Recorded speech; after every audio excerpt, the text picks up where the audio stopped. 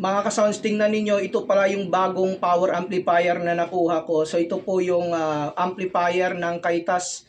Isa po itong Class D power amplifier. So bali nasa 4 channel pala yung ganitong klaseng amplifier. Pwede kayo dyan mag-order ng 2 channel at saka 4 channel. So yung kagandahan dito, dahil Class D amplifier po ito, talagang manipis po ito. Hindi po ito katulad sa mga Class H na amplifier. Tingnan niyo kung gaano kalaki. So mas malapad lang ng konti ito kung ikumpara natin sa mga crossover natin at equalizer. At saka yung kanyang taas naman, parehas lang naman sa size ng mga Class H na amplifier. Dapat magsa-soundcheck ako ngayon pero nagkataon talaga na malakas yung ulan. So yung saksakan po niya is removable. Tapos ganitong type naman yung kanyang saksakan. So gagamit na kayo dito ng adapter. At ito nga yung ating Kaitas na power amplifier. So KY4 4000.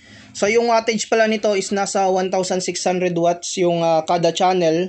According po yan sa description po nila. So napakasimple lamang talaga ng harapan po nito kasi power amp. Makikita po niyo mayroon siyang 4 na volume. Channel A, Channel B, Channel C, at saka yung Channel D. Dito naman sa harap is napakaganda po ng kanyang design po dito. Yung power switch dito sa gilid. So tingnan niyo kung gaano po siya kalapad. Ayan oh.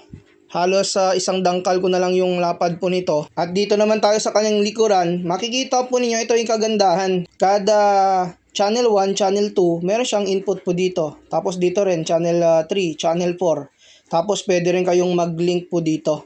May switch po siya kung i-on po ninyo yung link. Tapos ito naman, dalawa po yung kanyang exhaust fan. At saka yung binding post po niya para sa speaker dito, makikita po ninyo. At saka meron din pala itong bridge mode. Pwede rin kayo ditong gumamit ng speak on. So ito lang muna mga ka-sounds yung pagpakita natin ng amplifier po dito ng Kaitas, yung KY4 4 channel Class D power amplifier. Sa nag-request pala na buksan po natin, sa sunod na lang natin ito bubuksan dahil under pa ito sa warranty. Syempre bagong kuha po natin ito. Pag once na nabuksan po ito, talagang wala na pong warranty. Kung pang video okay, pang karaoke na amplifier yung hanap po niyo, magandang klase na po ito. Kabitan nyo lang po ng mga processor, yung mga mixer, talagang mapapagana po ninyo ng maayos yung ganitong klaseng Class D power amplifier.